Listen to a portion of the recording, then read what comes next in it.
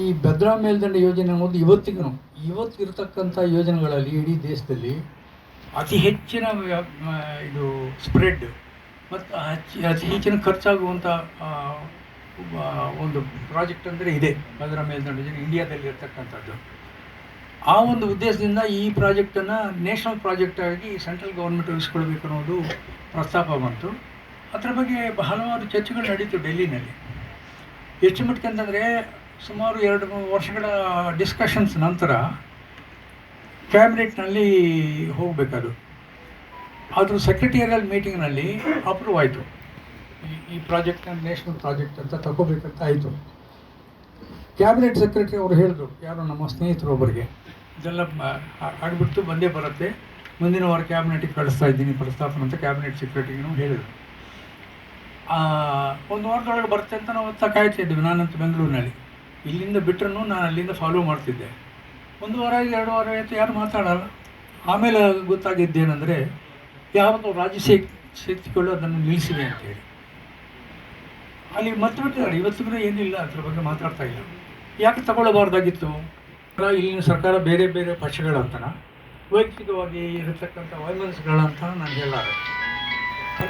ಇಲ್ಲಿ ಎಲೆಕ್ಷನ್ಸ್ ಇದು ಅಸೆಂಬ್ಲಿನೋ parliament election ಟೈಮ್ಗೆ ಮೋದಿ ಅವರು ಇಲ್ಲಿಗೆ ಬಂದರು, ನಮ್ಮ ಪ್ರಧಾನಮಂತ್ರಿಗಳು.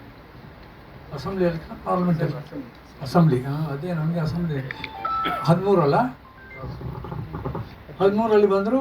ಓಪನ್ ಆಗಿ ಹೇಳೇ ಬಿಟ್ಟರು, ಈ ಪ್ರಾಜೆಕ್ಟ್ ನಾವು 5,300 ಕೋಟಿ ರೂಪಾಯಿಗಳನ್ನು ಕೇಂದ್ರ ಸರ್ಕಾರದಿಂದ ಬಿಡುಗಡೆ ಮಾಡ್ತೀವಿ ಅಂತ ಹೇಳಿದ್ದಾರೆ. ಹೇಳಿ ಹೋದರು.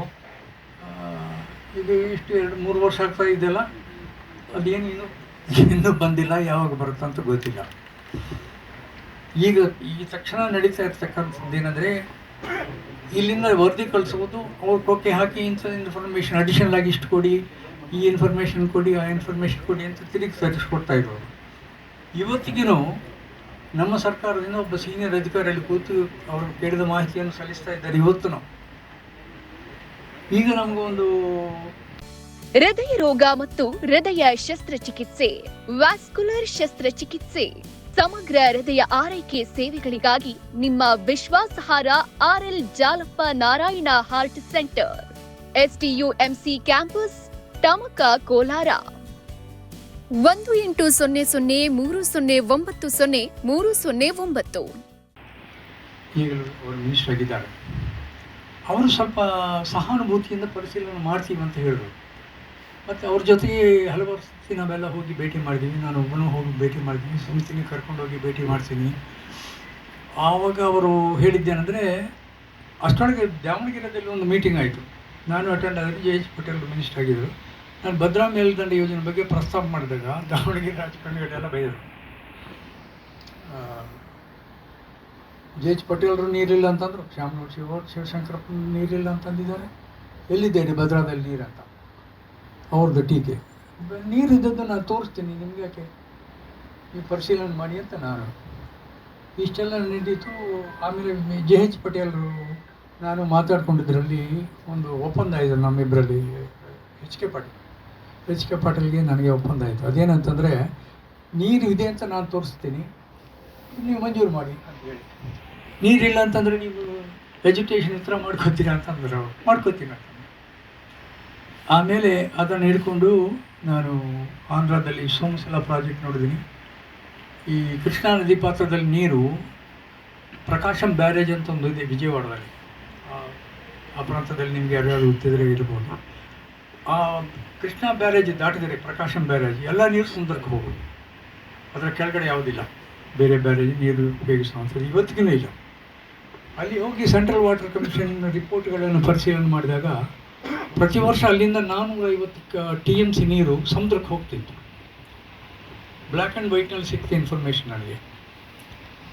ಅದನ್ನು ಹಿಡ್ಕೊಂಡು ಬಂದು ರಿಪೋರ್ಟ್ ತಯಾರು ಮಾಡಿ ಮತ್ತೆ ಮೀಟಿಂಗ್ ಮಾಡಿದ್ದೀವಿ. ಇದನ್ನು HK ಪಾಟೀಲ್ಗೆ ಅವ್ರಿಗೆ ಸಮಾಧಾನ ಆಯಿತು, ನೀರಿದೆ ಅಂತ ಹೇಳಿ.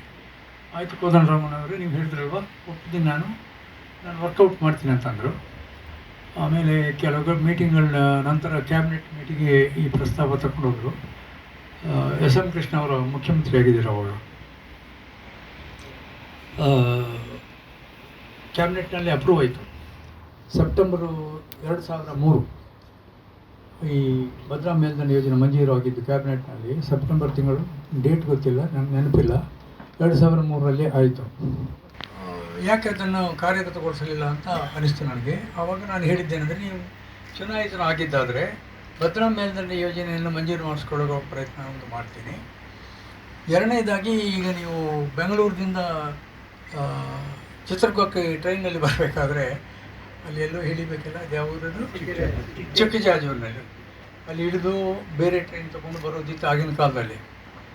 ಅದಕ್ಕೆ ನೇರ ರೈಲು ಮಾರ್ಗವನ್ನು ಸಹ ಮಂಜೂರು ಮಾಡಿಸ್ಕೊಂಡು ಬರ್ತೀನಿ ಅಂತ ಹೇಳಿದೆ. ನನಗೆ ಗೆಲ್ಲಿಸಿದ್ದಾರೆ, ಚಿತ್ರದುರ್ಗ ಮತದಾರರು ಗೆಲ್ಲಿಸಿದ್ರು. ಗೆಲ್ಲಿಸಿದ ಮೇಲೆ ಅದು ಕಾರ್ಯಗತ ಮಾಡಲೇಬೇಕಲ್ವ. ಆದರೂ ಈ ಸಂಬಂಧ ನಾನು ಲೋಕಸಭೆಯಲ್ಲಿ ಈ 2 ವಿಷಯಗಳನ್ನು ಮಂಡನೆ ಮಾಡಿದ್ದೀನಿ. ರಾಮ್ ವಿಲಾಸ್ ಪಾಸ್ವಾನ್ ರೈಲ್ವೆ ಮಿನಿಸ್ಟರ್ ಆಗಿದ್ದರು ಅವಾಗ. ಒಬ್ಬರು ಮಿಶ್ರಾ ಅಂತ ಹೇಳಿ UPದವರು, ಸೋಷಿಯಲಿಸ್ಟ್ ಪಾರ್ಟಿದವರು, ಅವರು ಇರಿಗೇಷನ್ ಮಂತ್ರಿ ಆಗಿದ್ದರು. ಅವರಿಬ್ಬರು ಉತ್ತರಿಸಿದ್ದಾರೆ ನನ್ನ ಪ್ರಶ್ನೆಗಳಿಗೆ ಮತ್ತು ನನ್ನ ಭಾಷಣಕ್ಕೆ. ಇವರು ಈಗಲೇ ಇದಂತ ಸರ್ವೆ ಆರ್ಡರ್ ಮಾಡ್ತೀನಿ ಅಂತ ಹೇಳಿ ರಾಮ್ ವಿಲಾಸ್ ಪಾಸ್ವಾನ್ ಹೇಳಿದರು ರೈಲ್ವೆ ಬಗ್ಗೆ. ಮಿಶ್ರಾ ಅವರು ಪರಿಶೀಲಿಸ್ತೀನಿ ಅಂತ ಅವರು ಹೇಳಿದ್ದಾರೆ. ಮುಂದೆ ಒಂದು ಪ್ರಶ್ನೆನೂ ಬಂತು, ಅದೇನಂತಂದರೆ, ಒಂದು ನದಿ ಪಾತ್ರೆಯಲ್ಲಿ ಇರ್ತಕ್ಕಂಥ ನೀರನ್ನು ಇನ್ನೊಂದು ನದಿ ಪಾತ್ರದ ಏರಿಯಾಕ್ಕೆ ಟ್ರಾನ್ಸ್ಫರ್ ಮಾಡ್ಬೋದಾ, ಬದಲಾಯಿಸ್ಬೋದಾ, ಕೊಡ್ಬೋದಾ ಅಂತೇಳಿ. ಅಲ್ಲಿಂದ ನಾಗೇಗೌಡ ಅಂತ ಒಬ್ಬರು ಇರಿಗೇಷನ್ ಮಿನಿಸ್ಟರ್ ಇದ್ದರು, ಮಂಡ್ಯದವರು, ನಾಗೇಗೌಡ ಅಂತಿದ್ರು. ಅವರೇನು ಹೇಳಿದ್ರು ಅಂದರೆ, ಅದು ಮಾಡೋಕ್ಕಾಗಲ್ಲ ಅಂತ ಹೇಳಿ. ಹೇಮಾವತಿ ನದಿ ಪಾತ್ರ, ಕಾವೇರಿ ನದಿ ಪಾತ್ರೆಯಿಂದ ಕೃಷ್ಣಾ ನದಿ ಪಾತ್ರೆಗೆ ಬದಲಿಸೋಕ್ಕೆ ಆಗಲ್ಲ ಅಂತ ಹೇಳಿದ್ರು. ಅದ್ರ ಬಗ್ಗೆ ನಾನು ಪ್ರಶ್ನೆ ಕೇಳಿದ್ದೀನಿ. ಅಮಿತ್ ಶಾದವರು ಉತ್ತರಿಸಿದ್ರು, ಅಂಥದ್ದೇನು ಯಾವುದಿಲ್ಲ, ಯಾವ ನದಿ ಪಾತ್ರೆಯಿಂದ ಬೇರೆ ಯಾವ ಪಾತ್ರಕ್ಕೂ ನೀರನ್ನು ಬದಲಾಯಿಸ್ಬೋದು, ತಪ್ಪೇನಿಲ್ಲ ಅಂತ ಹೇಳಿ ಉತ್ತರ ಕೊಟ್ಟಿದ್ದಾರೆ ಅಲ್ಲಿ. ಅದರ ಜೊತೆಗೆ ಇದನ್ನು ಪರಿಶೀಲನೆ ಮಾಡ್ತೀವಿ ಅಂತ ಹೇಳಿದರು.